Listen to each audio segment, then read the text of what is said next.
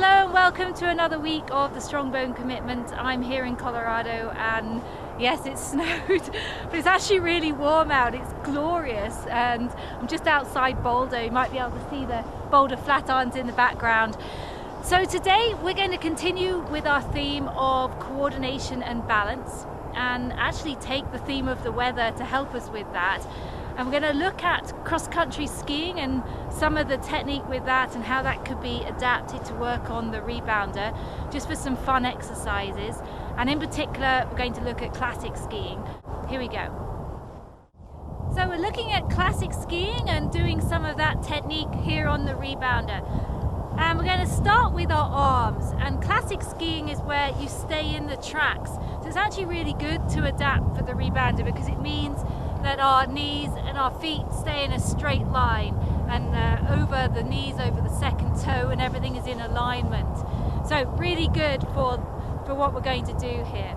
So we're going to start with the arm action, and it's where you have two poles working together at the same time. So arms out in front, and the arms are going to swing back and then forward again. And when they swing back, they extend. So the elbow straightens. Now if you have shoulder or elbow problems, take this gently. You don't need to do the full range of motion. But from the side view, this is how it would look, is extending the tricep. So our tricep muscles are going to come back and it will fully extend when it gets to the final part of the range of motion.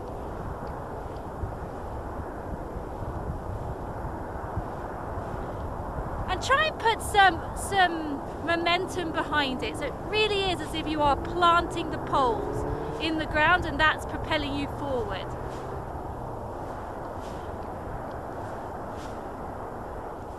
So to add in the legs, with double poling, the feet stay symmetrical. So we're going to go into a 30-degree bend of the knees and add that to our double poling arms.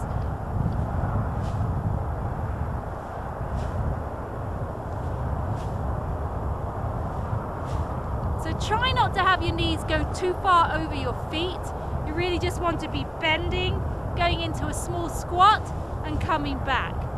And then we add in a little bit of bounce motion with that. Bounce, bounce, up.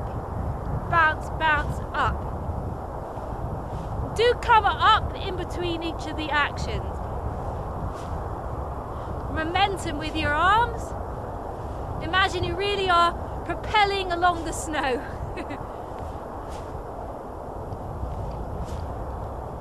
Bit more momentum into it.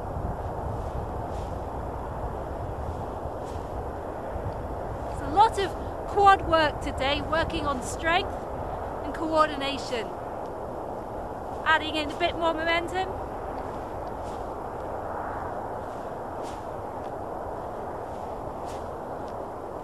So just relax in between. Give the quads a little bit of a rest. So we're now going to go into our double poling and step action.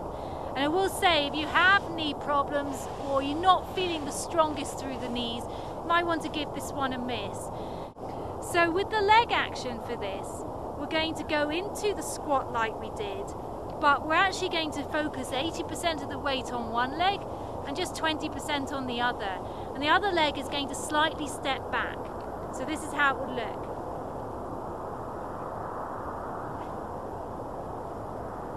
So trying to keep this knee as stable as possible.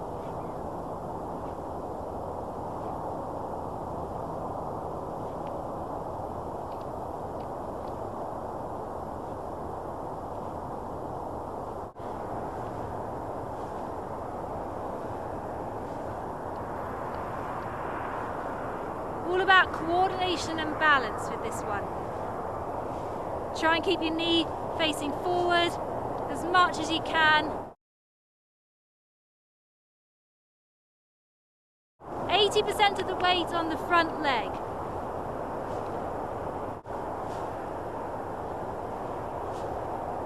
And planting those poles.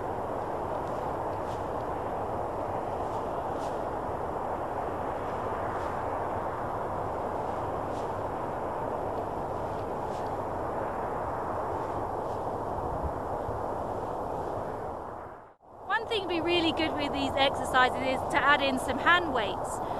I forgot mine today, but I'm improvising. Fuel Belt, one of our camp sponsors, and we normally have gels or liquids in these, but I filled them up with water basically just for some basic weight. But if you have the hand weights, they would be optimal.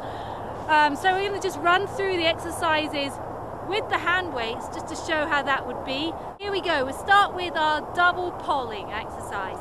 Arms parallel, knees over feet, ready to bend as we need. And pulling.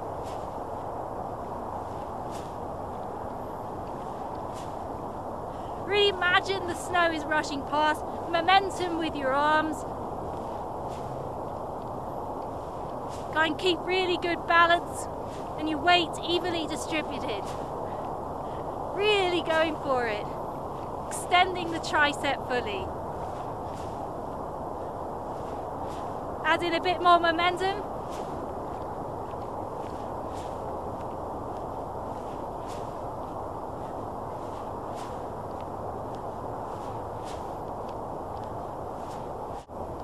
So we're going to go into double polling step.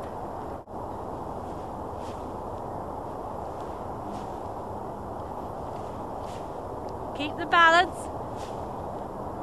Sliding that toe back.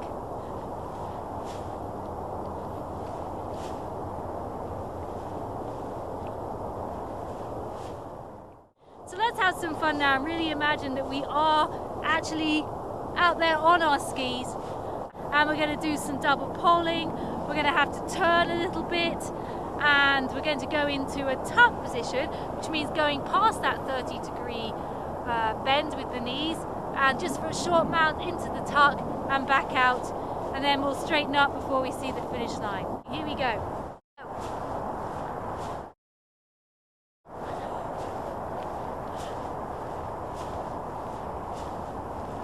Okay, we have momentum now going, bounce in between. We're going along, we're going quite fast.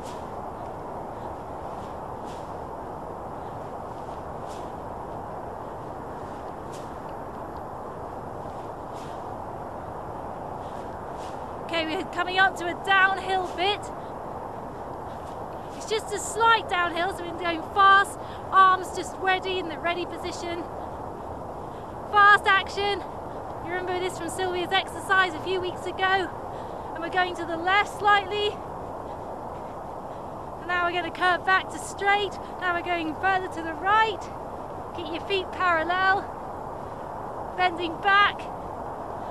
And back to double poly.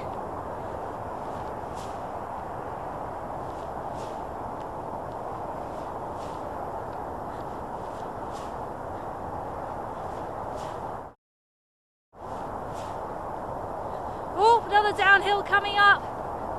Now this one's a real downhill. Get into a tuck position. Fast feet if you can. Really working there. And back up into normal downhill. Left turn coming up. Right turn coming up. Back to straight. Double pulling for the finish. 200 yards to go. Really working those arms.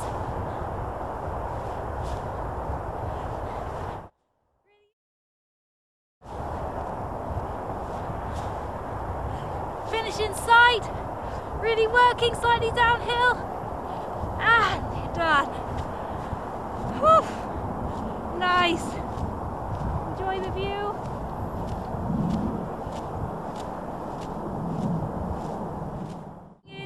Please take as much of that or as little as works for you. Build up to it, especially with the knees. It's very important just to do a little bit, see how you get on, add it in gradually through your week. One really good thing would be, for those of you who are building up to 20 minutes, 30 minutes, 40, 50 minutes, is just do a section of this within it, because it really is working on strength. And so you might want to do some more dynamic motion first, do this strength work, and then go into some dynamic motion to end, just to loosen things up a little bit. But thanks very much for checking in. I look forward to hearing your feedback. Bye bye.